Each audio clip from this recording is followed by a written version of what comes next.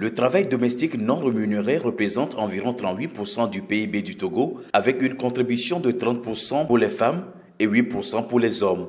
Tels sont les résultats que le professeur Latif Dramani du Consortium régional pour la recherche en économie générationnelle CREG a partagé avec les participants d'un atelier de concertation ce mercredi 7 février 2024 à Lomé. Accueilli par le réseau des femmes africaines ministres et parlementaires du Togo, REFAMP Togo, en partenariat avec Population Reference Bureau PRB, la rencontre de haut niveau a aussi réuni des acteurs de la société civile et a permis de prendre connaissance de ces chiffres dans l'optique de combattre l'élaboration des normes sexo-spécifiques, ignorant la charge économique et temporelle qui pèse sur les femmes et les jeunes. Les résultats du Togo 2018-2019, les femmes font 3,5 heures par jour, les hommes font 0,5 heures. Non, en fait, c'est principalement les femmes qui le font, à 80%. Vraiment, les femmes contribuent beaucoup à ce travail domestique non rémunéré lorsqu'on le valorise au coût du généraliste. Donc, le coût généraliste, c'est le coût des services domestiques qu'on a sur le marché. Ceci nous amène à mettre la lumière sur quelque chose qui était fait, que nous tous nous connaissons, mais qui restait invisible. Au niveau des Nations Unies, il a été demandé que ce travail soit déjà, qu'on calcule et qu'on puisse donner une valeur à ce travail-là. Donc, c'est ce qui fait les 38% et 30% pour les femmes, 8% pour les hommes. Mais en gros, quand on regarde, c'est 1500 milliards environ par an qui n'est pas du tout visible.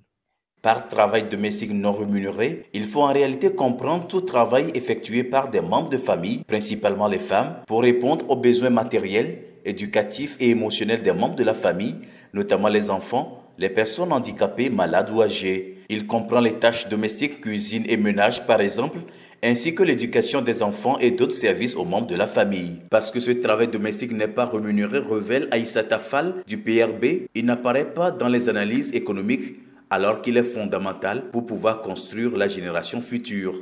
L'appropriation de ces résultats par la société civile pour en faire des plaidoyers devient alors nécessaire. Le but pour nous, le CREG est un centre de recherche, PRB est une ONG internationale qui travaille sur l'utilisation des recherches produites par des chercheurs comme le CREG pour le changement politique. Le but est vraiment de venir présenter ces résultats et de voir justement avec la société civile mieux comprendre de quelle manière ça peut être utile, au-delà de la sphère de budgétisation, administration centrale ou élue, comment est-ce que la société civile peut s'approprier ces informations, comment est-ce qu'elle peut les utiliser, et aussi, surtout, comment est-ce que la société civile peut nous dire quel type d'analyse en futur sera utile pour l'aider à argumenter. C'est venir informer sur ce qui existe, venir fournir d'autres informations pour que justement la société civile présente aujourd'hui puisse l'intégrer, si elle le souhaite, dans son plaidoyer, à elle de décider à qui elle adresse son plaidoyer. Pour le REFAMP, l'heure est à l'action, puisque l'autonomisation des femmes passe aussi par la valorisation du travail domestique non rémunéré dans les politiques